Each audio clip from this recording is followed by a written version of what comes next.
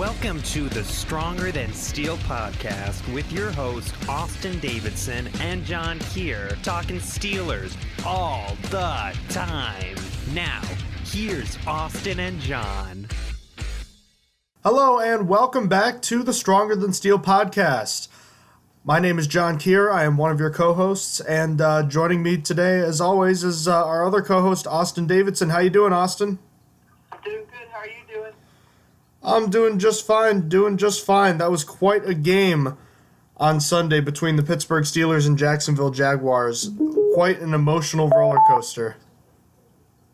Oh yeah, it was super crazy. From the beginning, it looked like the Steelers were just going to lose it from way off, and then they just pulled it back. Ben was able to dial it back and lead the offense to get some points. Really just one of those games I never really thought the Steelers had much of a chance in, and we'll get into the game, obviously, in a little bit. But just a few news and notes to get through first. A couple injuries to make note of. Anthony Chickillo, the outside linebacker, and Matt Filer, the right tackle. Austin, do you have any details, updates on those injuries? Yeah, today was Tomlin Tuesday, and obviously he goes over all the injuries, and he seemed not very worried about Anthony Chickillo. It seems like he will play it by ear, but he thinks he will get a practice in and be ready to go by next week. Matt Filer, he wasn't as confident about it. It sounded like this is more of we're going to have to wait and see for this one. And also an update from outside the game, Marcus Gilbert is expected to practice this week in some capacity. That doesn't mean he's back, but and he's not expected to practice tomorrow on Wednesday, but he should return to practice sometime this week. It sounded like, anyway, according to Tomlin. All right, and we talked about it before, but Ola Adeniyi, the breakout star of training camp on the defensive side of football this year, he was placed on injured reserve, the designated to return tag. I read somewhere that they were anticipating him returning to practice tomorrow, which means he could be joining the active roster despite the fact that Chickillo's injury may not be serious. I know you're probably pretty excited about that.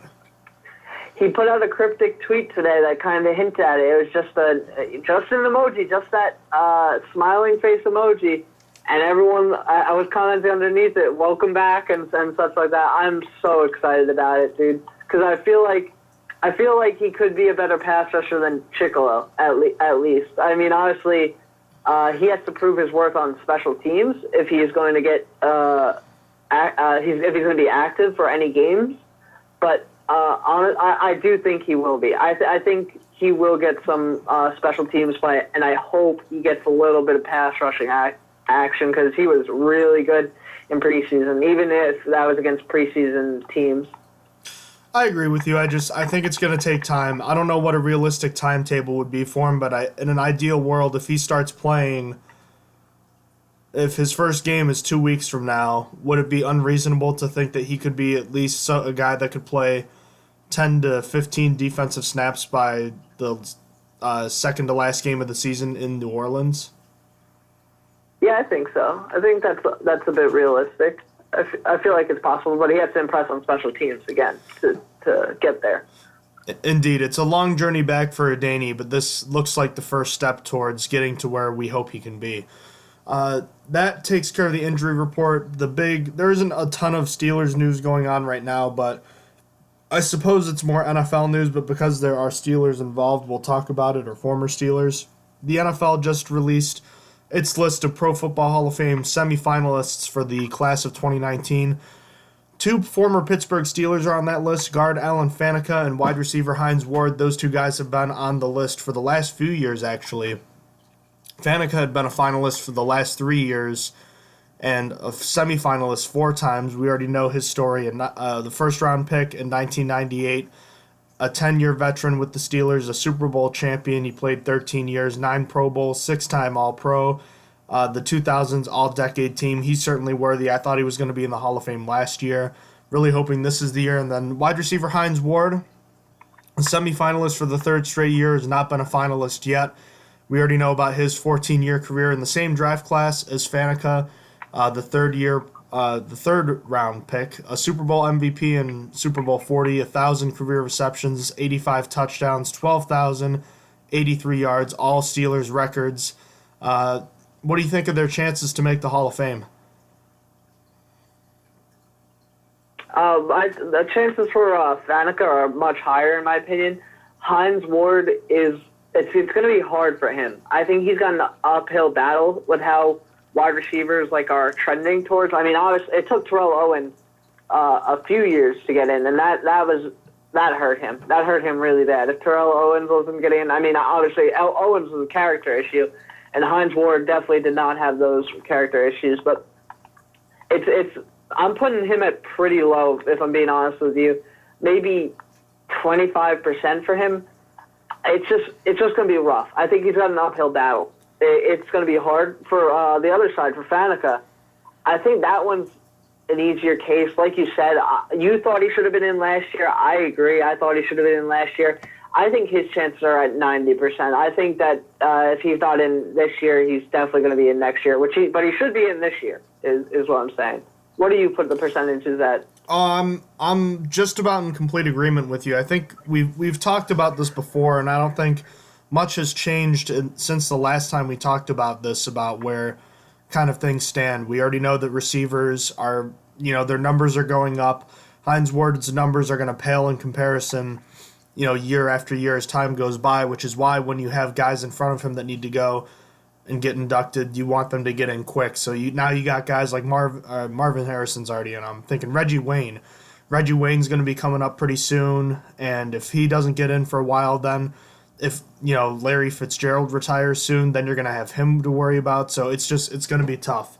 I think for Ward, it's probably, if you're going to get a shot, it's going to be when he's on the senior ballot, which is going to be a while from now. So unfortunate, because I think he's really an underrated Steelers icon, but it is what it is.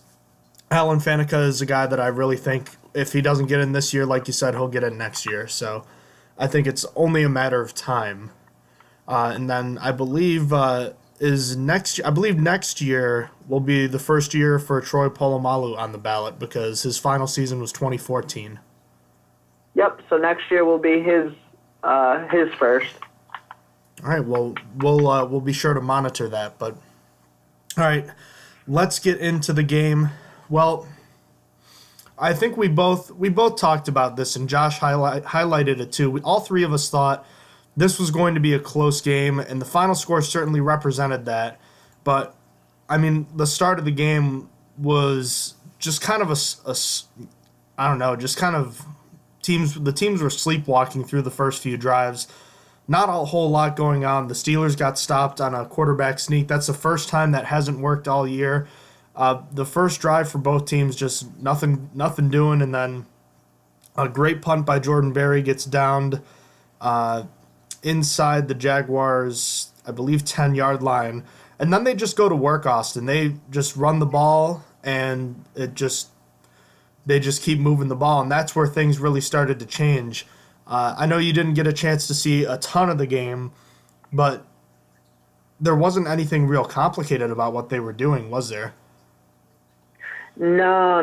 The Jags basically figured out that, our quarterback isn't good, about on their second offensive drive, on their third. No, I would actually say on their third offensive drive is when they really figured that out. But on that first drive, Tyson Alualu was big. He got 2 tackles on the Jags' first 5 plays and kept Fournette to 3-yard gains both times on those 2 stops. So I thought Tyson Alualu on that first drive was big, which is good because obviously we were looking at him stepping in for Tuitt. I mean, I still wish Tuitt was there. Obviously, I think we all did after how Tuitt's been performing, but it was good for Alualu to step up.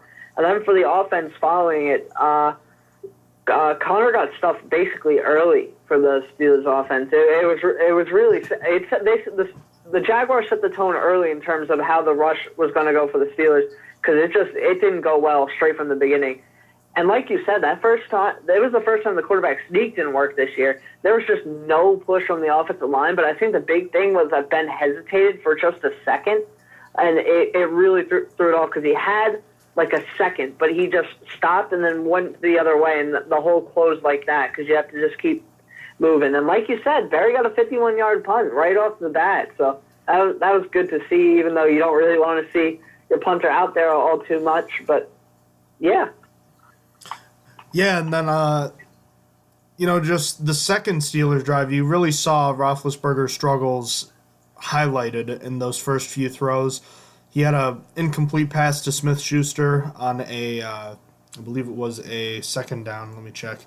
It was a 2nd and 6 at the Steelers' 46-yard line. He just had all day to throw, and Smith-Schuster's running a crossing route underneath. He's wide open. He throws it at the last minute, and it's incomplete, just a bad throw. And then the next play, it's another bad throw. It's wild and wide of McDonald, and then another good punt from Jordan Berry. This is the drive I was talking about. Fournette and the Jaguars offense starts to move from their own 6-yard line. They got a 4-yard run from Fournette, an 11-yard run by Fournette, a 4-yard run by Fournette, Hyde for 5, Yeldon for 6, Hyde for 2, Fournette for 4, and then on a pass play, Bortles scrambles for 7. There's a penalty on Joe Hayden, so that play's negated. Yeldon for 6, Fournette for 1, Fournette for another 3, Carlos Hyde for 5, Leonard Fournette for 12. There's a holding penalty. Then finally, the Jaguars throw their first pass of the drive, which is now in the second quarter. So I'm going to count this real quickly, see how many runs there were before they threw a pass on that drive.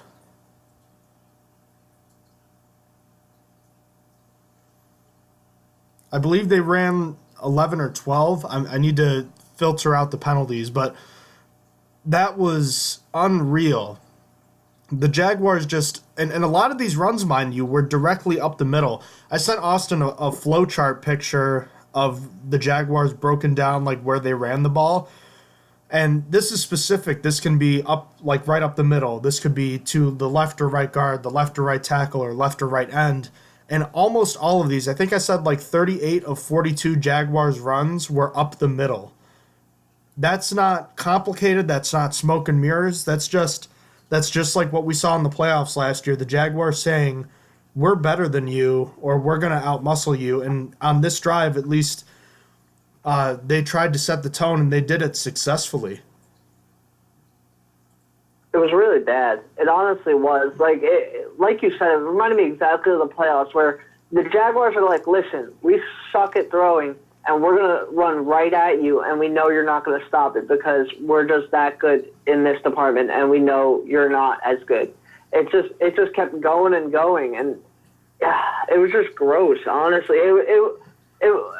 To be fair, though, the defense was good at the end of the day. They bent, but they didn't break. They only allowed a field goal. But, still, it was just the defense knew what they were doing every play. It just couldn't be stopped. And you highlighted all of those runs. One of the shortest runs they got was for, 2 yards on that entire thing. 2 yards. The rest went for, over 4. Every other one. It was just really poor play. And just it just kind of sucked. A lot of it, there was bad positioning in some of it, but a lot of it was the Jaguars just challenging the Steelers to make a play, and the Steelers just weren't. And it just shows you how much the Jaguars trust Fournette as well. Not just Fournette, I'm sorry, because Hyde and Yeldon both got some big runs in there too. It was just not very good rush defense from the Steelers on that drive. And it'd be one thing if we're talking about last year, it was the Jaguars have a good offensive line, but this year they have a ton of injuries there. So you're talking about a lot of backups and injured backups moving your starters. And that's honestly quite humiliating. And it took a holding penalty on Tyler Shatley that kind of stalled the drive.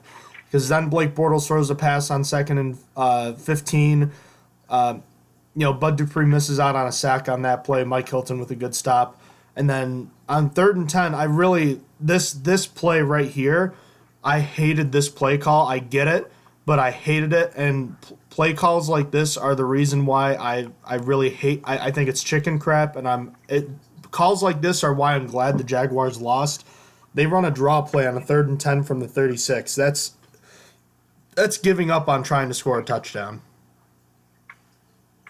Oh, completely. It's a very wuss call. All right, let's just let's just not even try for it. It's exactly what you said. It's giving up on the touchdown. Like, it's not fourth down. It's third down, and they don't want to try because I think that really speaks on how much faith they have in Bortles. They know he's bad. They know that they can't trust him. Like, that's terrible. I mean, honestly, I don't really think it's hurting his confidence. I'm not sure if he has any, really, because, I mean, they just basically tried running that game the entire way to try and win it. But regardless, like, the team has no faith in Bortles. Which is just absolutely ridiculous since they extended him this past offseason. And mind you, if you do that, which they did, why aren't you at least giving him the ball? Like, I mean, I get you might not trust him, but I can't believe that. I find it to be incredibly incompetent by the coaching staff to not at least try. I don't care that he's not very good. You're paying the guy to at least be your quarterback. Give him the ball. It's one thing if it's, you know, an undrafted rookie who's coming off the bench to relieve an injured quarterback, and you don't want to, you know, force him into a dangerous 3rd and 10 situation when you're in scoring position. That's one thing. This is your starting quarterback. This is the guy that was 4 minutes away from bringing you to a Super Bowl. Granted, it wasn't on his back, but he played well. We saw when he's at his best, he can play in this league. And the fact that the Jaguars didn't trust him at all was just kind of laughable. And it's ridiculous, and it's something I got talking to Josh about afterwards. He feels bad for Bortles, and I kind of do too. And I get that he has not been great, but it's just kind of insane when you don't even give him a chance. And really just sad. His career is going down the drain very quickly, and the Jaguars are helping that cause. Absolutely. And again, not much to say about this drive other than just the Jaguars ran the ball. They were aggressive on the offensive line, and they were better than the Steelers. And the Steelers respond by going 3 and out almost immediately. The 3rd and 11 pass play was dropped by Antonio Brown. That's a rare play for him. He tried to catch it with his body, but it didn't work. Jordan Berry, afterwards, a 59-yard punt. Another great punt by him on that return, though. 25 yards, missed tackles by Sean Davis and Roosevelt Nix. And then the next play, Leonard Fournette runs for 20 yards. Hayward should have had him. He was at the line of scrimmage and ran. He was like right next to him, but I think it just kind of speaks to how strong Leonard Fournette is. It's in that it's so hard for him to get tackled behind the line of scrimmage. He really is like a train going with the full head of steam like that. He's so hard to be brought down by arm tackles. He really is a unique, powerful running back. Oh yeah, Fournette is just something else. I mean, he was drafted so high overall for a reason. And that's because he is built this way, and he's just still fast with his build. But that 20-yard run by him was so bad on multiple levels from the defense. I don't know how Hayward couldn't get off his blocker. Dan McCullers was pushed to the side. Morgan Burnett got worked by the tight end to be pushed out of the way. Sensabaugh was right there, but it blew my mind. Sensabaugh was looking to the outside. Like, he just didn't see Fournette where he was running because Cody Sensabaugh wasn't on anyone. Cody Sensabaugh was there probably strictly to stop the run. And he just looks the wrong way, and Fournette runs straight past him. I don't know what was happening. And then obviously Sean Davis whiffed on that. It was just not good on multiple levels. There were several guys that could have been there to stop that, and then just no one was. No one was able to just bring them down for whatever reason. It was really bad. But and that run was followed by an 11 and then 7-yard gain from Hyde. The rush defense was doing so poorly at this time. Luckily, Bud Dupree had tackled Fournette for a 2-yard loss following that, forcing Bortles to throw the next play. But really, the rush defense was just not ready for this game at all. It was just exactly like the playoffs, just to hit that home. Sorry. Sorry, you go. I was just going to say, all it took was 3 running plays, and the Jaguars went from, their own 42-yard line after the return. That's where the punt return hurts you. They had good field position in 3 plays. All of a sudden, they're at the red zone. Yep, they drove so quick. It was really. I don't know how to hammer it home harder. The rush defense just wasn't there for this game. There's really the defensive line, I think, for the most part, and maybe that's because they're missing Stephon Tuitt. But I feel like the defensive line just hasn't really been good with rush defense all year, to be honest with you, because a lot of those runs, like going back to the 20-yard run, I didn't make a mention of a linebacker because, to me, none of the linebackers really made a mistake. I mean, you could say John Bostic went the wrong way on that play, but, like, John Bostic was trying to get a defender was coming up to pancake him, and John Bostic dodged out of the way of the pancake block. Like, I how am I supposed to say that he did bad there? Because he would have been on his butt on the ground if he didn't dodge it. So it would have been just as useless. At least he gave himself a chance. Like, it just feels like the defensive line just lets a lot of the running backs burst through them. It feels like they don't play very well against the rush. Well, I just want to clarify with the run defense. This is at least for these two drives and their other touchdown scoring drive. The run defense did dramatically improve later in the game, and we'll get to that. But with the Jaguars up 6-0, they're driving again for another score here. This is right after the Roethlisberger's first interception. So the first play after it's 6-0, really, Ramsey undercuts the route by Brown and he makes a great play. I want to highlight that, but I still think Roethlisberger could have put a little more air under the ball, and I think that's just it is a great play by Ramsey, but not a good throw from Roethlisberger. I completely agree. That ball just had to be a foot higher in the air. And if that not only is that a completion, if the ball goes a foot higher in the air, that's likely a touchdown. That's likely Brown is gone, and it's a touchdown because the next closest guy was about 3 yards to Antonio Brown's left, and it was a foot higher in the air. I'm sorry, I'm completely butchering names right now. Brown would have been gone. It's just Brown would have been catching that ball in stride and going. It's just Ben wasn't having a good game either, as you could tell. Ben was playing like Bortles. Bortles was playing like Ben. Both sides of the ball were not doing too hot in the passing game. Yeah, and from right away, Fournette takes it up 11 yards from the Steelers' 47. They're automatically in field goal range right after that play, and from that point on, they do get a penalty called on them, but then they have that wacky deflected third down catch where it's tipped before the first down marker and it's caught at the 14 yards past the line of scrimmage, just around the Steelers' 20-yard line. And right then, that's just unlucky, and it's like right then you're like, it's not going to be a good day. Oh yeah, the defense almost straight up locked up. They almost really got off the field without allowing any points with the Jaguars offense having short field. It was really just unfortunate because Mike Hilton made the right play because he thought that the defender was going to catch the ball, so he came up off his guy. So the ball was already released. Why would you stay on your man? And it's just unfortunate that it went right there. I mean, had Mike Hilton stayed on his man, it almost would have been better if Mike Hilton didn't see where the ball was going at first because he probably would have intercepted it. But really just unlucky. Then the Jaguars got 3 points off of it, even though they really shouldn't have. But still, Hargrave got a sack to stop the ensuing set of downs. So at least they walked off with only a field goal and not a touchdown. Yeah, on that play, Hayward really forced the sack, a stunt play with the defensive lineman, as we've been seeing more often after we were both calling for it. That's made a big difference in their pass rush the past few weeks. And he steps up into Hargrave, who's right there to eat him up, and he was collapsing the pocket too. Just a great play there. Good coverage down the field. So the defense holds, and it's only 9-0, and you're like, well, the offense has played, they've been terrible so far, but it's only 9-0, and the Steelers get to move the ball a little bit.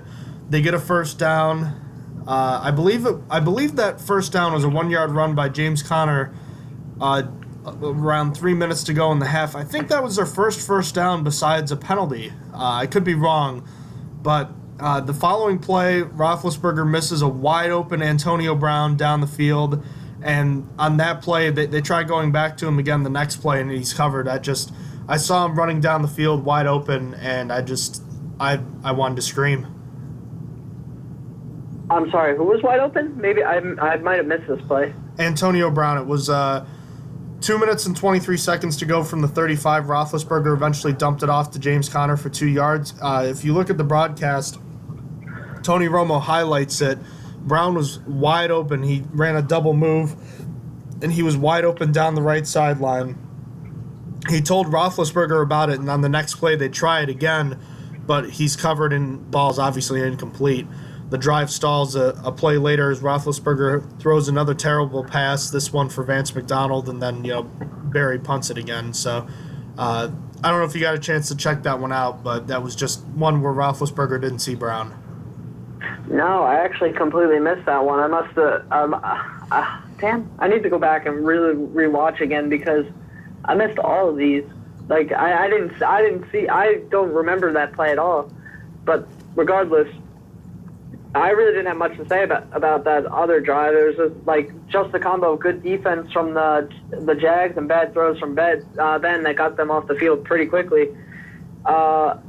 Then getting close to the half, Jack tried moving the ball to get points before the half, forgetting that their quarterback is sort of inept, and Hargrave got to him again. Basically, you saw when Bortles was forced to throw 3 times in a row, it was just incompletions, straight up incompletions. I'm sorry, that was the next drive though. But before that, obviously Hargrave got that 8-yard sack, and just the defensive line was pushing up against him. The defensive line, I might have said that they're bad at run stopping, but their pass rushing skills then, especially Javon Hargrave in this game, were absolutely insane. Don't you agree? Oh, absolutely. This second sack by Hargrave was high quality. He displays a very good swim move. He gets right past the guard immediately. His first multi-sack game of his career, which I did predict in our bold prediction section, so I wanted to pat myself on the back for that. I believe it was the first time a nose tackle has had multiple sacks for the Steelers in a game. I forget the name of the guy, but I think it was something like 1998. That's something that Casey Hampton, who is widely regarded as a great nose tackle in Pittsburgh, granted a run stopper, but still a great one, never did. So that was kind of interesting to see. Also, the Steelers did something kind of interesting in that they rotated out Daniel McCullers and Javon Hargrave in the base defense to keep Hargrave fresh for pass rushing situations.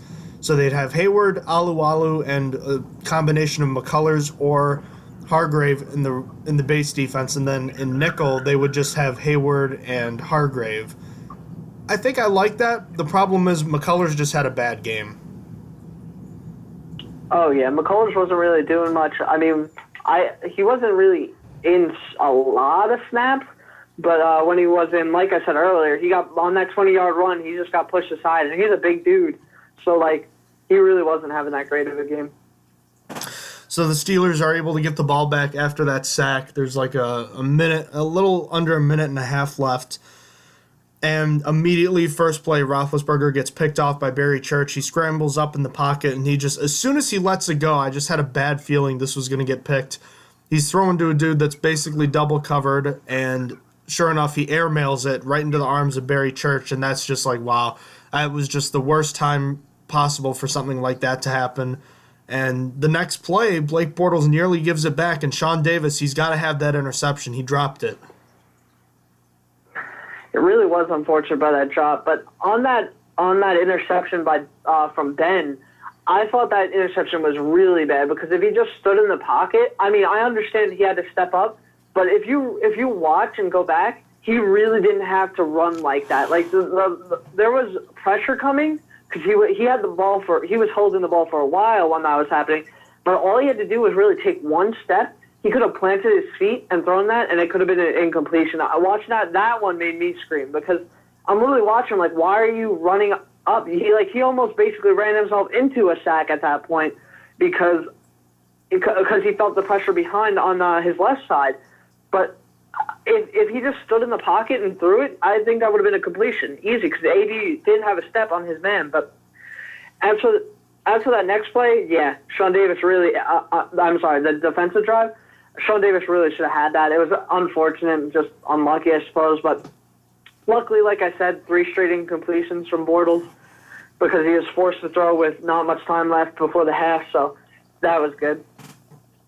And then the Steelers try to get some simple plays going for Roethlisberger on the last drive before halftime. A few quick throws to McDonald's. I know that this wasn't a drive that ended in anything. It ended at halftime with the Steelers trying a screen pass that ended up being like a 1-yard gain. But I still felt like that was important given how bad the offense was. They had, what did we say, like 2 first downs at that point, and 1 was from a penalty. Even though it was kind of meaningless as far as the scoreboard goes, I felt like that last drive of the first half was kind of not monumental, but it was a confidence builder. I completely agree. It was literally just a little bit of a drive going, and there was just a little bit of something when they had gotten nothing. With only 48 seconds, it wasn't enough to score, as you said, but there's some good stuff on it, like that great catch by Washington on his 11-yard gain where he was sliding down. He caught his first pass before he caught his first pass, so that was something too. But I felt like it was a good. It didn't shift momentum. It gave the Steelers a little bit of a taste of what offense would be like if they could get it for a period of time. Is what I'm trying to say. Yeah, agreed. But unfortunately, it didn't translate on the first drive of the second half. Steelers go 3-and-out right away, and the Jaguars do go 3-and-out in response to that. A strange sequence here. On a 3rd and 2, the Steelers stop Fournette for a 1-yard run at the Jaguars' 34-yard line. They called holding on Jeremy Parnell, the offensive lineman, but instead of declining and taking a 4th and 1, Mike Tomlin accepted the penalty, and it worked out because T.J. Watt sacked Bortles there and forced a fumble. The Jaguars did recover, but I didn't understand the logic there. I don't see why you accept that penalty there. They're not going to go for it there. You don't think so? See, I do. I think that they do it because they've been challenging the Steelers all day to this point, right? By running the ball straight at them, not changing it up, just literally just running straight down the middle, and it's working. So if I'm the Jaguars, I'm taking my chances. Well, they haven't stopped the run, even though they know we're doing it every play, basically. Why not do it one more time, even though it's at our 34? I think I did like the call, just taking that away from them, forcing Bortles to throw so that they don't even have the chance to try rushing at them. I'll tell you why not, because if you do get stopped, you were leading 9-0. You should be leading by a lot more than 9-0.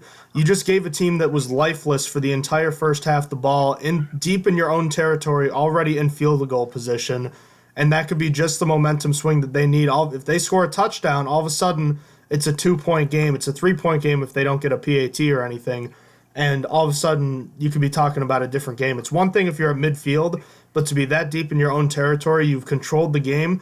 I think that would be absolutely idiotic if they went for it, and I get it. They've done it well, but in that situation, I think you have so much more to lose than to gain by going for it there. That's just my personal thoughts. Yeah, I got you. I understand where you're coming from. I still think that the Jaguars their rush offense was just too good for the day. But if T.J. Watt on that strip sack was able to recover that would have been huge for the Steelers. That would have been a momentum changer too, because he would have recovered that at about the Jacks 20, like even closer. Like it was that I saw that and I immediately jumped up, and I thought that he could have got it. I just think he saw it late, unfortunately. Let me ask you. We were talking about how the Jaguars don't trust Blake Bortles. Do you think part of the reason they didn't throw the ball that much is because of how little they trust their tackles in pass protection or anybody in pass protection? That could have played into it. I mean, you got Eric Flowers starting, who's obviously gotten Eli Manning killed several times in his career. Really, but I don't know. I feel like maybe if they are really bad at pass block, I mean, if your tackles are, oh wait, you know what? I actually do believe that because of the stat we discussed earlier. All the runs by the Jaguars were up the middle. They didn't trust their tackles at all. They didn't trust the outside whatsoever. I do believe that.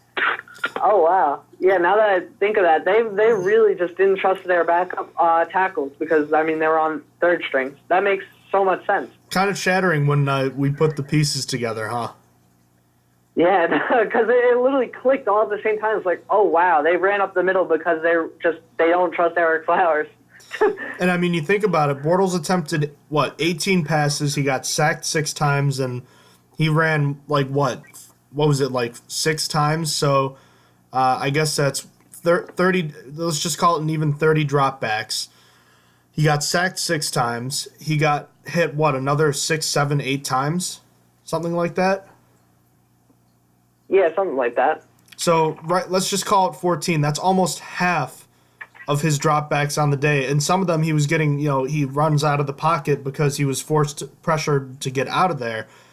That's a terrible percentage of how often he's getting pressured there. So I think I think we might have stumbled onto something there. Oh yeah, I think that he's getting pressure because you look at the sacks that happened in this game on the few amount he threw, just to echo your point, and he was sacked. What was it? 5 times did the Steelers finish with? 4? 5 or 4? 6. It was 6. I'm sorry, I was completely wrong. 6. They finished with 6 on that little amount of dropbacks. He was really under pressure on every single one of his throws. Completely bad play by their backup offensive line. And it could have been more sacks, too, if Bud Dupree could ever finish a sack. But, I mean, point certainly well taken. And then, so now that we've gotten through that, the Steelers get the ball back right around midfield. You're feeling pretty good, and on the first play, Roethlisberger's intercepted by Myles Jack. But the Steelers get a little lucky. A penalty on Calais Campbell for roughing the passer, landing with the body weight on the quarterback. Look, I still don't like this rule. I'm not in love with the idea of it, but by the letter of the law, that's a penalty. That's exactly what I'm trying to tell people. Someone messaged me right after that happened and said, that call is absolute crap. And I'm like, it really isn't. I mean, the rule is crap. I agree. It shouldn't be a penalty, but by the textbook definition, that is exactly what the penalty is. He put his weight on it. I don't know what to tell people where you don't hate the messenger. The messenger is not the problem. It's the person sending the message. The rule is the problem, not the people enforcing the rule. Regardless, I was just shocked by how many people on Twitter and how many of my friends said that was a bad call. I was like, what do you mean? It was exactly what the call was for. But still, Ben was bad on that, and he did get bailed out. But it only really bailed him out for a few plays. A few plays later, obviously, he throws that interception to Ramsey, which he couldn't do in that situation. He couldn't do where the Steelers could have gotten at least 3 points on the board, make it a 6-point game if they score a touchdown. They are in the lead 10-9, but Ben unfortunately took it away. It was a terrible spot for Antonio Brown. He threw it basically right over his head, and with where Ramsey was, to me, it was basically uncatchable. An earlier pass breakup by Ramsey, I thought Brown should have came down with. This one, I didn't really go as hard on Brown because where it was, Ramsey was on top of Brown's head where the ball was. I don't know how he was supposed to get his hands there. Ben either had to throw that in front more and high or lower and where it was, because just where it was, or both. A combination of both would have been a perfect throw. But where he threw it was a perfect throw for Ramsey. That was the only place where Ramsey could have actually gotten his hands on that ball. So it was really unfortunate set of events. Wouldn't you agree? Yeah, no, it's you covered it pretty well. When I saw it live, I thought it was really just a great play by Ramsey, and it was a great play by Ramsey. But again, just a misplaced ball, and that's one that's up for grabs, and your guy doesn't have much of a chance to catch it. And sure enough, Ramsey does. And right then, you texted me that's game, and I didn't have any reason to believe otherwise. And I think it was something around this time I said there's no reason the Jaguars should lose this game. And at that point, Fournette takes a dump off past 26 yards, and you're like, here we go. It's only a matter of time. I think I said on Twitter, it was the only question now is, are the Steelers going to score any points in this game? and they go right down the field. Blake Bortles makes a run. He completes a couple passes. Fournette makes a 20-yard catch. There's a couple safety blitzes that get burned. I'm sure you can comment on those if you want. I'm sorry, on what? Those safety blitzes that got burned for big gains. Yeah. The Terrell Edmonds as a blitzer is not a good idea. And to be fair, one of his nearly hit home. It's just the fact that with the team they were playing, with how they were using Leonard Fournette, it left a wide open space for Fournette to just go, because Terrell Edmonds was the only guy in the area. It was just not very good. It was really, it's just bad play calling. It's not really on Edmonds. It's more on the play calling. Because like I said, Edmonds nearly hit home with that one that ended up as a 20-yard completion to Leonard Fournette. It's just, you can't just leave that whole side of the field empty. I don't know what the plan was, is what I'm trying to say.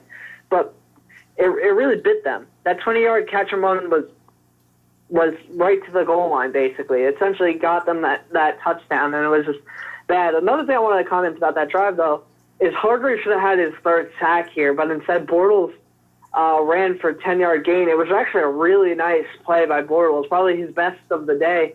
Just spun out of a tackle. Also a good, just good pass rushing by Javon Hargrave. Hargrave basically burst up the middle in no time against that the backup center, Shatley.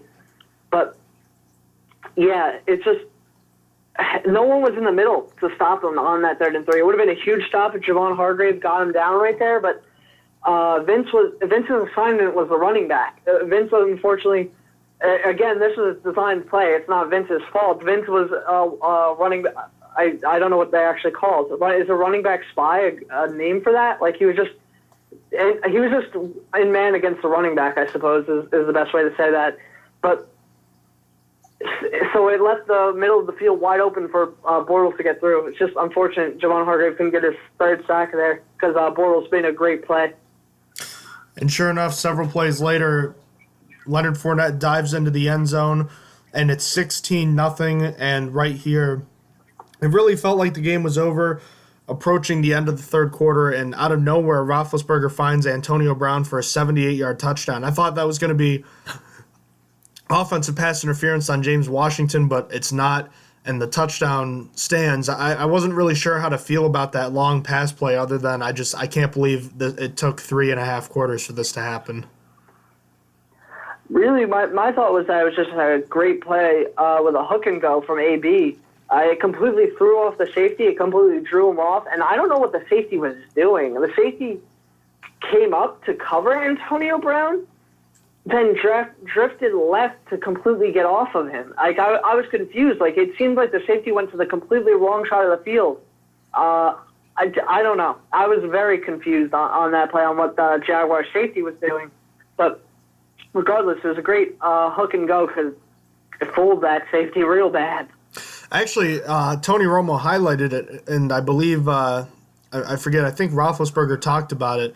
It was a simple curl flats concept, and the play broke down, and Roethlisberger received fantastic protection from the offensive line, but as soon as Brown is sitting there on the curl, you mentioned the safety Gibson runs up, and I think he's watching Roethlisberger's eyes. As soon as Brown sees that, the play's over, and he breaks towards the deep end of the field. That's what makes Brown and Roethlisberger so great, is that they're on the same page there, and he just streaks towards the open part of the field. Roethlisberger sees him, gets it to him, and the rest is history.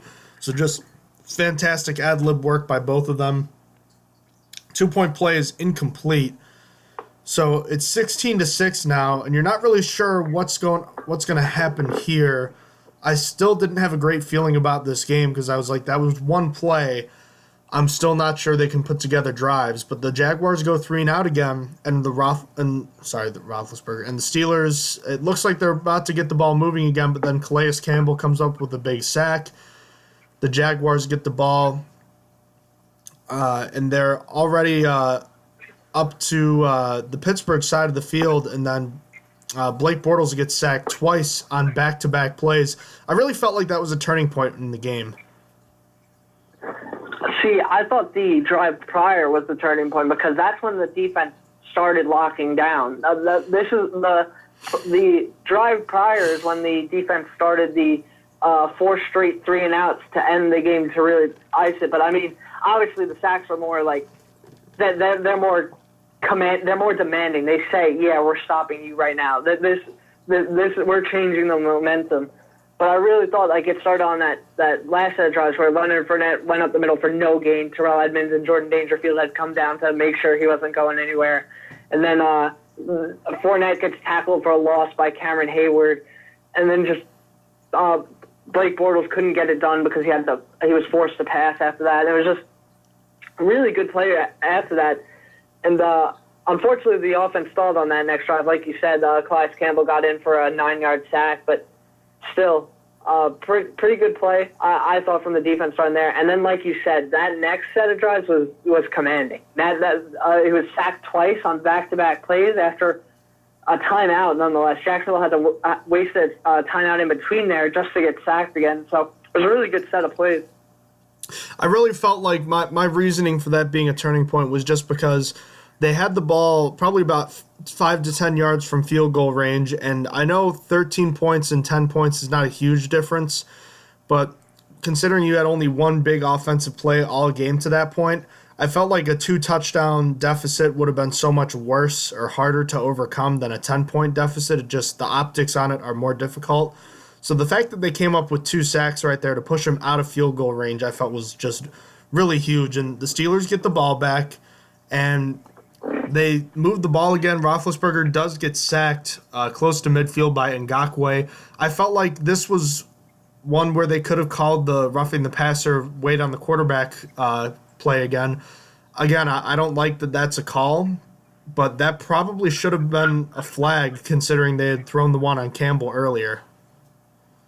That was exactly my train of thought as well. I looked at it and I was like, to be honest, this looked worse than the Campbell one. Like, I didn't understand why they didn't call for that one, because that one seemed like a little bit more like actually rough. Like he fell on Roethlisberger hard, that one. I don't know. I feel like their play calling is inconsistent, but that's normal. But following that though, Ryan Switzer came up big on that next set of plays. Ben Roth on that next play. I'm sorry. He obviously caught that low ball on that next play, and he took it for 12 yards and a first down, I believe. And, yeah, no, not for a first down. I must be confusing the plays. I'm sorry. He did take it for 12 yards. I was going to say that's a play where Roethlisberger kind of ad-libs, runs around, and he manages to find Switzer, and he picks up a good handful, and it sets up like a 4th and 6. And that was James Conner's first drop of the day. Oh, yeah, no, okay. I'm confusing with the play that happens later where Ryan Switzer gets one low and actually gets it for a first down. But, yeah, and that was on 4th down, too. It looked like the game was really ended there. Yeah, that was another tough play for Conner. Not a good day for him either. And right then, like you said, it felt like the game was over. But the Jaguars go 3-and-out.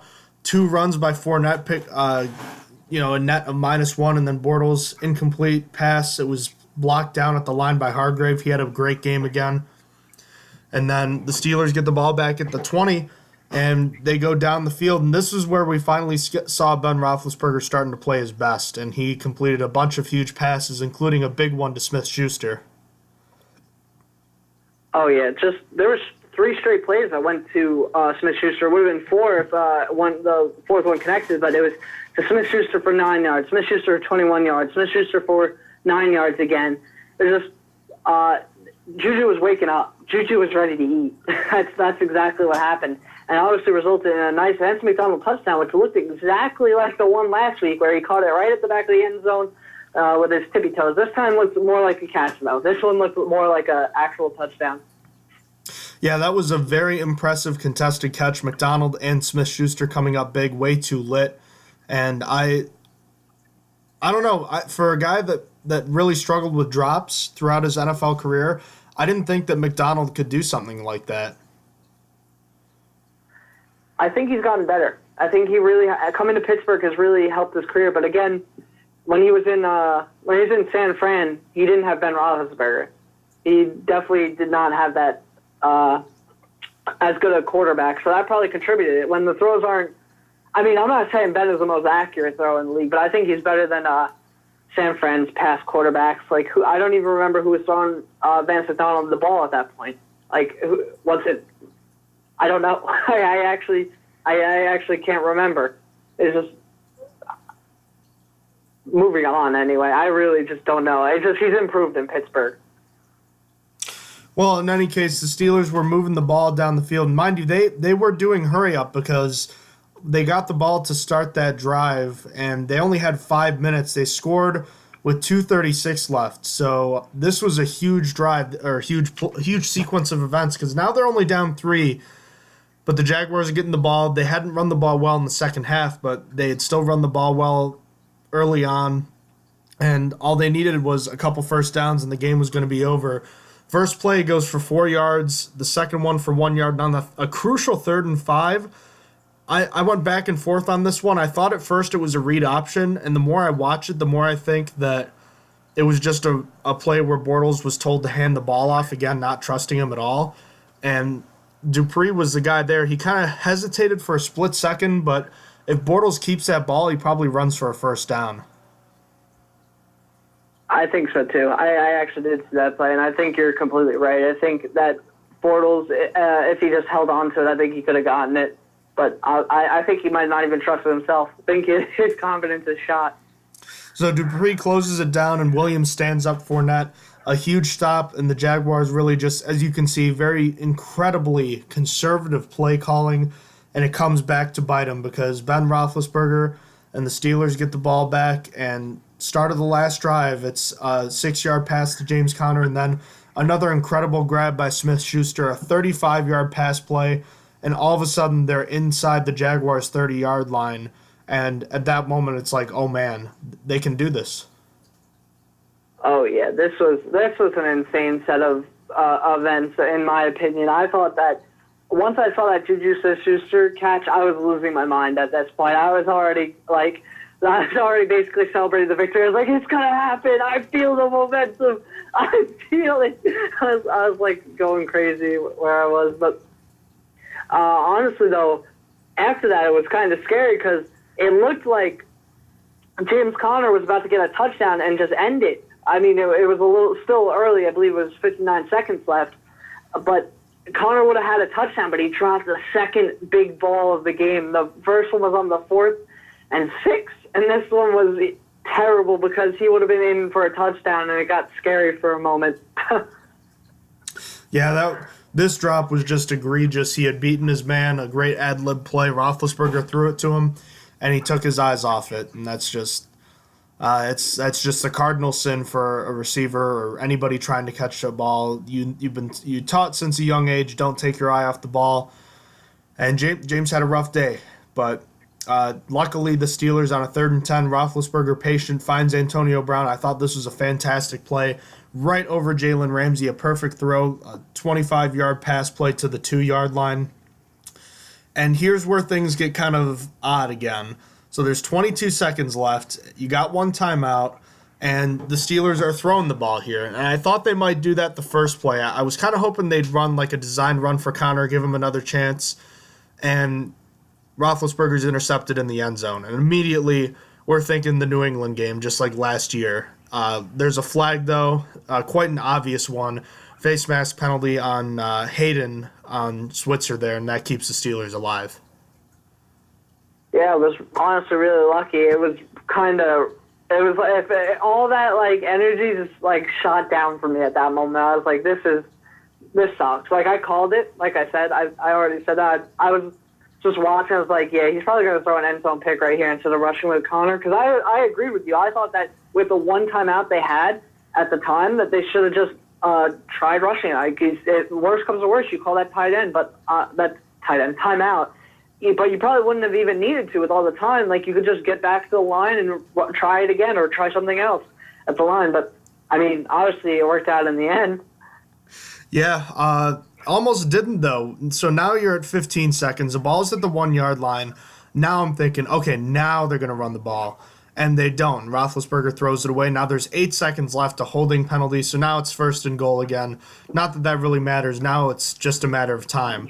And this is the touchdown play. And this play, the Steelers call, it's that inside shovel pass with the options to the guys on the outside. I get it. They've run it with success before, but I think they're running this play a little too much because now teams are catching on. Let's go over the options on this play. James Washington is coming from the backside, and on this particular situation, because they're in the end zone, he's not an option. James Conner running out in the flat, he never turns his head around for some reason, so he's not an option. Antonio Brown is, again, right down there on the goal line. He's running basically an extended flat. He's not an option either. There's nothing really there besides McDonald, who is covered. So that leaves just Roethlisberger, and he's able to get past Myles Jack and dive past Matt Filer and just barely gets into the end zone. But I don't like this play call, man. I know it worked, but I don't like it. See, I'm still a fan. I'm still a fan of using it until it doesn't work. I mean, this one got a little bit lucky. This one got a little bit close. It was almost to that point where it's like, yeah, it didn't work. But, I mean, still, though, I like that. I like that with I typically like it better where the wow, I can't really speak right now, where he uses a shovel pass instead. But, I mean, it worked. I don't know what to say about other than that. I mean, I get that, but I just don't like it when there are so many other routes that are waste of time. Like there's 4 routes, 2 of them are useless in that situation. At least that particular play, and it reminds me a lot of the play against the Browns at the end of the first half, where it's just Brown on the inside screen out there, and that ball's nearly a touchdown the other way. It's great if it works, and it did, but that was not smart in my mind, especially considering, again, that you could have just pounded the ball up the middle with Conner. And I get it. It did work. But I think they might want to try something different because the Jaguars had that one sniffed out. And if it wasn't for Roethlisberger, you got 5 seconds left, assuming you take that timeout at that very second, and then now you're faced with a tough decision. I don't know. That's just my thoughts on the matter. Yeah, I don't know. You still got that timeout, and you could choose to win it right there with 3 seconds left instead of forcing overtime. You're already at the goal line. I don't know. I'm still a fan because also those options move people move people away from where Roethlisberger was. So, meh. Oh, I definitely think the Steelers would have and should have gone for it there because they are just 1 yard away. Would you go for it in that situation? If they didn't get that right there, I would have gone for it. True overtime, just like against the Chargers 3 years ago, 2 years ago when Michael Vick was starting that game. Yes. Just end it. just end it right there. No reason to go to overtime. Oh, and mind, it's not even a yard away. If his knee was down short, that's 6 inches. I know the quarterback sneak didn't work earlier, but that's got to work. So. Oh yeah, this is a whole different situation now. Now it's for the game. Yeah. That offensive line's going to push as hard as it can right there. So the Steelers do go in front 20-16 in the Jaguars' last-ditch effort. Bortles is stripped by T.J. Watt. Cam Hayward recovers, and they escape TIAA Bank Field with a win, an improbable win. Is that one of the most improbable wins in the Mike Tomlin era? Because I definitely think it is. Down 16-0 with a minute left in the third quarter? I would say so. It's a very big comeback. It's basically a 16-point comeback in essentially the fourth quarter, almost. It was a very good win against a bad team, but a very, very, probably his best comeback ever. I'm sorry, when the Jaguars have Fournette, they're not this bad. They're more like a 7-win team in my mind right now. Yep. I actually agree with that, yeah, because a lot of the time they played without Fournette and had to use Hyde for 2 games and Yeldon for the rest of it, so you're right. So, I mean, again, you're right. You are what your record says you are, but there's a reason why there's a few reasons the Steelers struggled. And yes, they played bad, and the Jaguars kind of gift-wrapped them the game in some aspects. But the Jaguars are still a quality football team. That's a huge win. I didn't come away from this game feeling like, man, the Steelers, there's no way they can win a Super Bowl. There's no way they can win playoff games. A year ago, they lose this game. Oh, easily. Oh, this game is a loss. It happened last year, but the Steelers exercised their demons. Yeah, exactly as we said, and it was incredibly unconventional, but it worked. And to boot, we both picked the Jags +5 in this one, so we were both correct on that one. So let's get into the rest of Week 14 around the NFL. Cowboys and Falcons, that was another entertaining game. The Falcons in full free fall mode after looking like they had gotten themselves back into the race. The Cowboys, all of a sudden, they're right back into the thick of things in the NFC East after we all wrote them off for the most part a few weeks ago. Yeah, are there people still rooting for the Falcons? Because, I'm done. I'm done hearing about the Falcons. They're irrelevant to me. I'll listen to them about them next year because they're done. They're just a garbage team at the bottom of the NFL. Ron Rivera tries to go for the win and comes up short. The Lions pull out the win at home. Did you like the decision to go for it there? I actually didn't see this game. I was unfortunately not home for it. So all I saw was the score and was disappointed that Carolina even got close to losing this. As I said, that I would have picked them to cover by 7. Well, a little over 1 minute to go. Carolina was down 20-19 after scoring a touchdown. They could have gone for the PAT to tie it, or they could have gone for 2 like they tried to take the lead with a minute left. They didn't get it, and they lost. Basically, to sum it up. Well, I feel like it is stupid because what are you said that there's a minute 40 left, right? I don't remember exactly how much, but I know there's more than a minute. It's one thing in my mind if there's 10 seconds left. It's another when there's a minute. Yeah, that's completely stupid. That's with that much time, you might as well, because with 10 seconds, yeah, sure, why not? But you're allowing them, even if you get it, they still have a chance to drive downfield and kick the field goal still. It doesn't change anything. Your defense still needs to get a stop. So what are you betting on? There's nothing. You're not betting on anything. It's just a stupid decision. There's nothing. Your defense has to get a stop regardless. If you kick the PAT, your defense has to get a stop. If you go for 2 and get it, your defense still has to get a stop because they have to stop a field goal. That's what? That's stupid.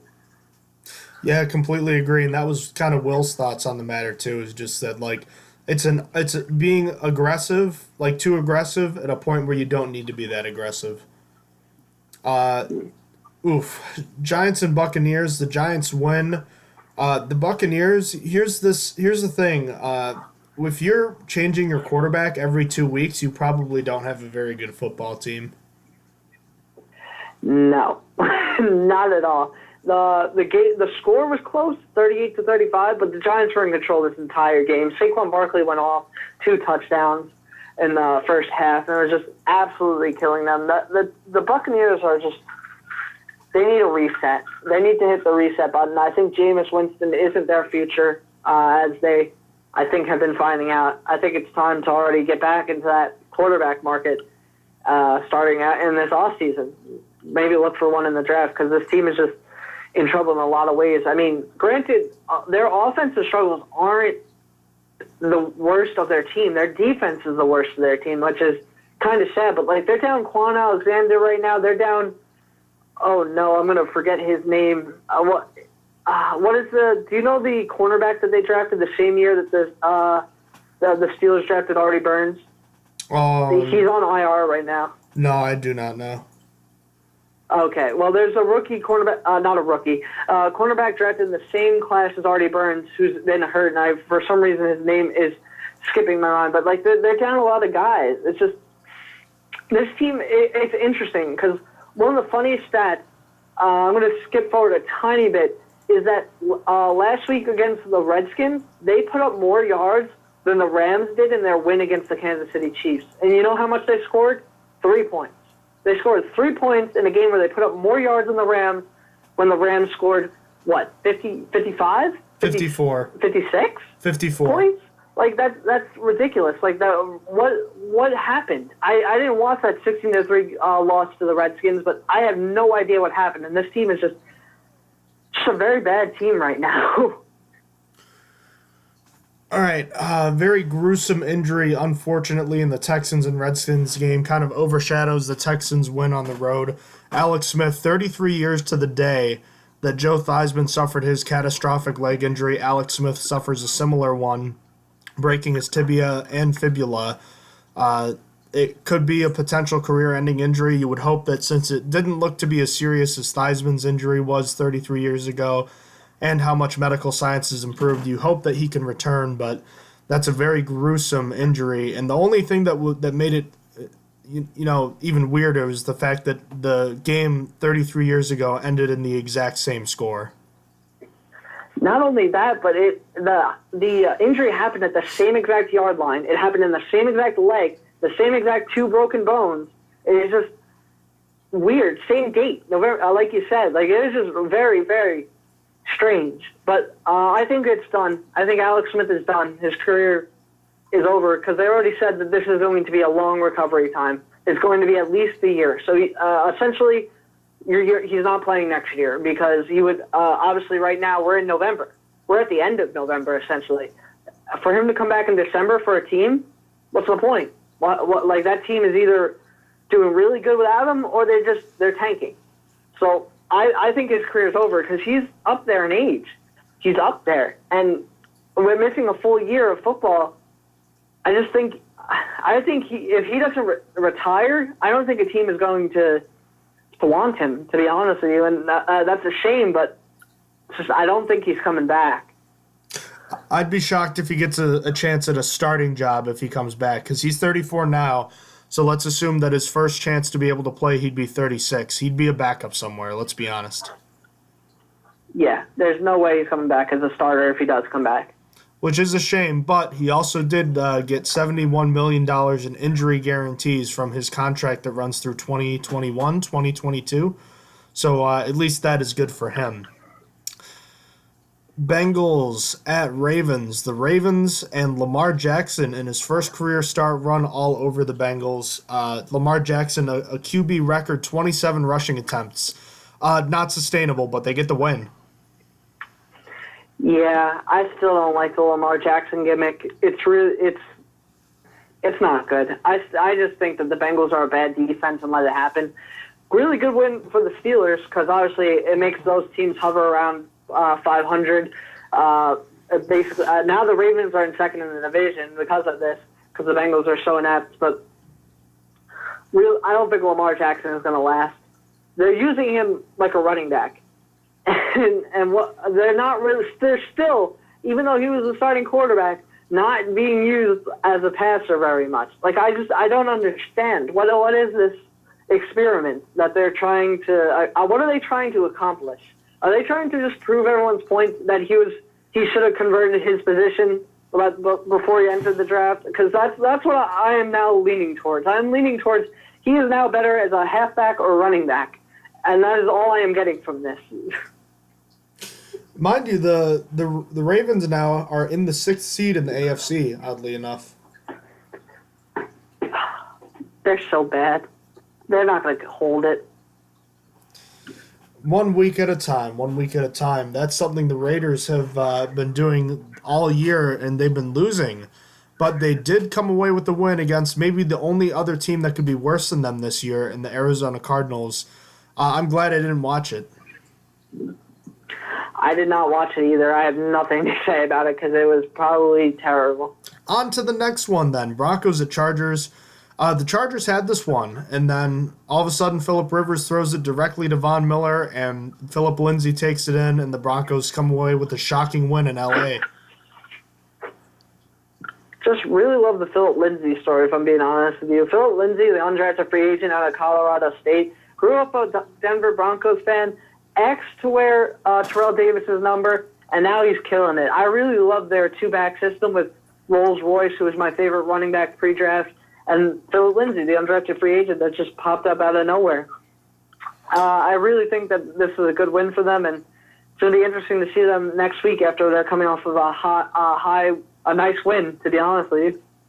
Not quite a mile-high win in LA, but that would have been quite a cool connection. But yeah, we'll see them next week. Eagles and Saints. The Saints just absolutely demolished the Eagles, 48-7. Worst loss by a Super Bowl champion in NFL history.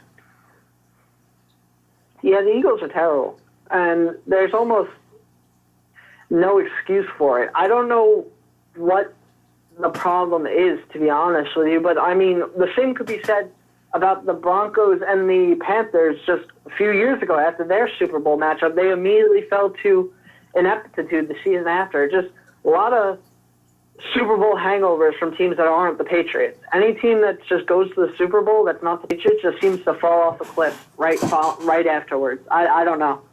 Just they have the same team, essentially. A lot of coaches left. You know what? That's probably what killed them. I think that all their coaches leaving killed them, because that's what happened to the Falcons. The Falcons lost their offensive coordinator to the 49ers, and then immediately their offense starts sucking, and now they're at the bottom of the league. Like I said, I will hate on them all day long. I think that's what happened to the Eagles. I think their coaching fell apart. They don't have that same guys there, because they have the talent, the same talent they had last year. Just even better, actually. They have Golden Tate, but just they can't put it together. There's a bunch of reasons why they're not playing very well. The coaching thing is a huge one. Another is they have a ton of players on IR. They had a few key ones last year, but the guys that stepped up last year, there wasn't as much of a drop off. This year they have a lot of injured players in key positions, and they don't have guys that can hold up to the standard. They have they've got a target on their backs now, and they aren't used to winning. So maybe their attitude changed a bit. I just think it's a perfect storm for them, and we saw it with the Steelers both years after they've won their most recent Super Bowls. They went 8-8 and 9-7. It's tough. There's a reason why it's tough to repeat in this league. So you just fall on hard times sometimes. And one team that fell on hard times was the Minnesota Vikings. Kirk Cousins, did you see? He said pregame that the Vikings were the reason the game got flexed, and they certainly didn't do anything to prove that to be true on Sunday night. The Bears smothered them. Yeah, to be honest, the Steelers game was probably the better game. The Bears were just absolutely destroying the Vikings the entire way through. I mean, the score finished close, but the Bears had the Vikings number the entire game. The Bears, if this didn't prove it to you, the Bears are legit. I mean, I believe this coming into this game. That's why I picked them to cover. But the Bears might make a run in this on that side. I mean, it's going to be hard with the Rams, but I think that they might meet the Rams I'm sorry. They could beat the Rams and meet the Saints, possibly. I don't think they could get past the Saints still, but I think that they could possibly beat the Rams. All right, and last but not least, we have quite an interesting Monday Night Football game, the highest-scoring Monday Night Football game in NFL history. Jared Goff, Patrick Mahomes, the Rams edged the Chiefs 54-51 in a game that featured 3 defensive touchdowns as well. Did you enjoy watching the game? I still really didn't. I still don't like these shootouts where it's just points on points on points. I mean, I guess you could say defense was played because there was 3 defensive touchdowns, so I don't know. Just not my fancy. I know everyone's talking. I'm in a big minority. Everyone's like, this is the game of the year. This is the game of the decade. This is the game of ever. I'm just here like, yeah, it was okay. It was all right. Like, Mahomes played sloppily. Jared Goff played great. The Chiefs defense is not very good. Besides Chris Jones, I love Chris Jones. But what did you think? That reaction of it's the game of the year, game of the century, is what I refer to as Overreaction Tuesday. I will not lie to you. I was entertained by this game, and there's one reason for it. It's because on top of all the offense, we saw splash plays and big plays from defenses, and that's a big thing for me. I don't like the shootouts. We've talked about this at length. But one thing that will make me budge a little bit on that in lieu of high-scoring games is when the defense contributes to those scores. The defense has still got gashed and torn apart for the most part, and I don't like that all the time. But every now and then it's good, it's exciting, and they contributed to their teams in this one.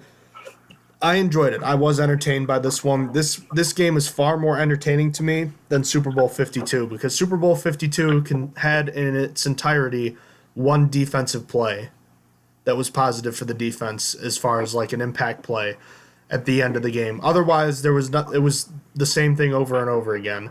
This game, it felt like, okay, the defense can still hold up their own, at least in some respects. If they can get to the quarterback or come up with an interception, who knows? And I'd also like to point out that Aaron Donald is probably the best defensive lineman I've ever seen play. I think he might be the most dominant defensive lineman in the past, 30 years, possibly. Oh yeah, I think I was having this conversation today. Actually, I think when he's done, at the rate he's going to be a first ballot Hall of Famer, without a doubt. At the rate he's going, and people are not arguing that. I mean, he's got a lot of career to go. Sure, he could fall off the cliff next year, but right now, he is one of the best. He is probably the best player in the NFL right now amongst all active players. Doesn't matter the position. He single-handedly destroys everyone. I agree with you. I completely agree. So that wraps up Week 11 of the NFL season. Let's get into our awards. We'll start with the big stop of the week.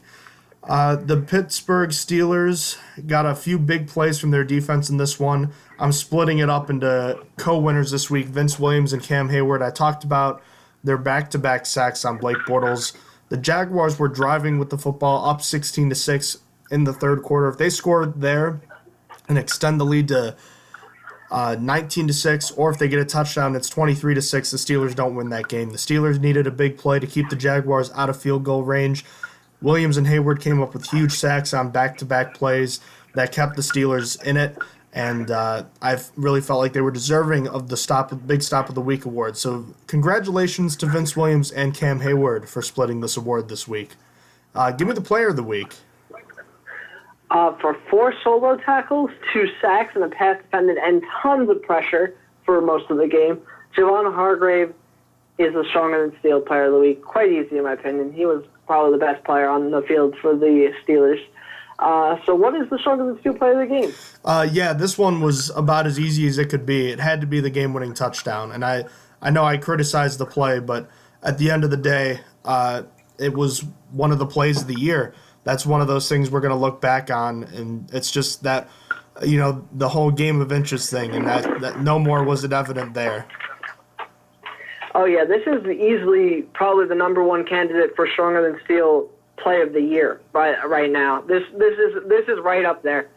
Honestly, I can't think of another play that happened that I could say would beat this one out, to be honest with you. Alrighty, winners and losers from Sunday's game. Well, for winners, on offense for me was Juju Smith-Schuster. He was a big contributor several times to the game, but especially at the end where he caught that back shoulder throw from Ben. He was clutch when I thought he would be shut down this entire game, so he was a winner. And then my second winner was Jordan Berry. He had to punt a lot, and every single one of his punts for a good one. He averaged 51 yards a punt on 6 punts, so I'm going to make him my second winner. I didn't actually choose defensive winner today, but who are your winners?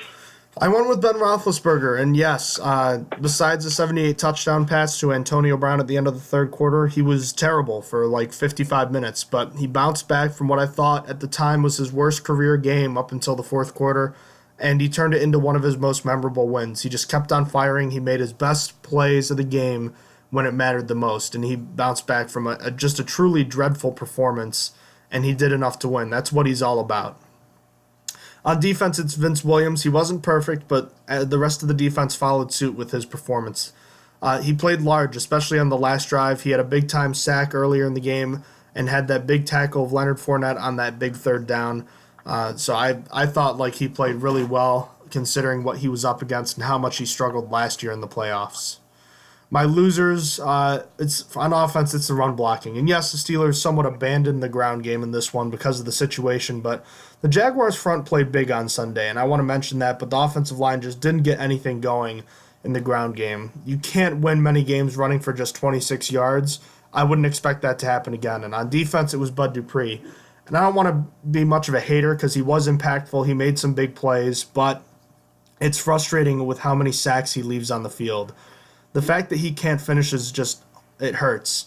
He would have 10 sacks this season if he was at least a little better at finishing his pressures. Yeah, that's really unfortunate. For me, my first loser is Terrell Edmonds, and it's kind of nitpicky because I couldn't really put all the rushing problems against one person, but I picked him because both the times I tried to get him on a safety blitz, it failed miserably and turned into a big game. So it's just the coaches need to stop using him on safety blitzes. It's leaving a big portion of the field open, and then or at least have someone come out there to at least trick the offense to making it think that there's nothing open over there. But on offense, it was James Conner. I did say I felt like rush defense was better than the stats said coming in, but only 49 yards on 15 touches was pretty bad from him. I expected a bit more. Those two drops he had were the opposite of clutch, completely unclutch and terrible, to be honest. This is probably his worst game of the year, in my opinion, and it's not even the least yards he's had, so that's something. So those are my losers. Even in the other games where Connor didn't have a lot of yards, he didn't hurt you like he did in this game. Oh, yeah, this was hurtful. All right, Week 11 of the NFL season has come and gone. The last two teams, the Chiefs and Rams, on a bye now. Everyone else has back up to speed, having gone through their byes. Let's go through the MVP race right now. Give me your top 5 candidates. Limit one player per team. I'll start first, Austin. I guess first right now it's Drew Brees. I don't think there's anyone else that it could be.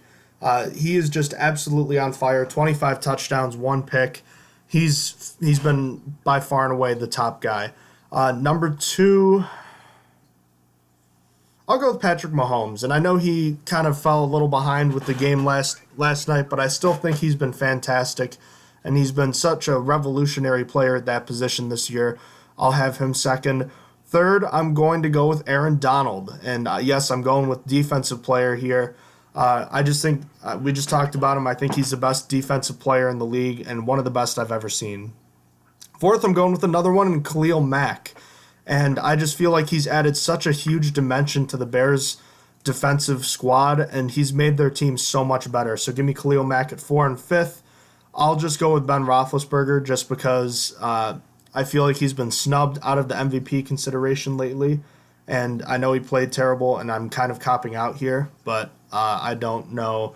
It's tough when you're kind of limiting one player per team because obviously I'd have Todd Gurley on here too, but I'm not going to with the one player per team rule. I got you. I got you kind of copied for the top 2, Drew Brees and Pat Mahomes, with Drew Brees just taking over after this past week. I was giving Patrick Mahomes a pass on his interceptions because he's running a record pace for touchdowns, but with 5 turnovers in this game, he couldn't be. He's not doing what Drew Brees is doing. Drew Brees has 25 touchdowns and 1 interception, and is only got 200 less yards than Patrick Mahomes, or I think it's actually 300. But Drew Brees has played 1 less game than Patrick Mahomes. And so even though he's thrown less touches, also completion percentage is higher for Drew Brees, way higher, 10% more. But I think he's number 1. Pat Mahomes, like I said, though, falling behind him. This last game set him back a little bit, but, I mean, he's still throwing at a record pace and still doing good. Made a lot of mistakes this game, couldn't hold on to the ball as well. But then at number 3, I got Todd Gurley. I just think he's playing at another level, but I think his offensive line is helping him. That's why I don't have him up there. And plus, obviously, running backs typically get anything other than a quarterback typically gets snubbed because quarterbacks typically take control of the game. But regardless, after that, I have 2 dark horses. My number 1 at that is Adam Thielen, who is performing at a record pace the start of the season. I mean, he's slowed down a tiny bit now, but he's still going to finish with so many catches and so many yards. I think that he's good for it. And then fifth, I had Melvin Gordon. I think Melvin Gordon is underrated as a running back. I mean, I don't think he gets the love he deserves. I think his stats are not going to, like, pop out to anyone, but people are not going to realize that he missed a game due to injury. So, like, it's not going to pop out compared to other running backs, but I believe that he still should be considered. And obviously, if I didn't have the rule for one per team, I think Michael Thomas would have been at number 3, if I'm being honest with you, because Michael Thomas's catch rate is something that's insane. But Drew Brees is just taking control of games, so I couldn't take off Drew Brees. So those are my top 5. All right, so to recap, you had Drew Brees, Patrick Mahomes, Todd Gurley, and then you finished with Thielen. Who was 4th? 4 was Thielen, 5 was Melvin Gordon. My bad. And then on my list, I had the same top 2, Brees and Mahomes. I accidentally closed out of the list here. I'm falling asleep here. I had Aaron Donald, I had Khalil Mack, and then I had Ben Roethlisberger. So there you have it. And we'll be back later this week to talk Steelers and Broncos. You excited for that one? I am excited. I hope I watch it. Let's just end it that there. I hope I get a good game for my birthday. Yeah, should be a good one. As always, thank you for listening to the Stronger Than Steel podcast. Do you have any questions about the show? Feel free to email us at strongerthansteelpodcast@gmail.com. Check out our website, strongerthansteelnfl.blogspot.com. Austin, thank you so much for joining me tonight. Steelers pick up a big win, and our listeners, thank you so much for supporting us. Have a fantastic night. Good night. You have been listening to Stronger Than Steel podcast. Thank you for joining us today, and don't forget to check out our website listed in the description below.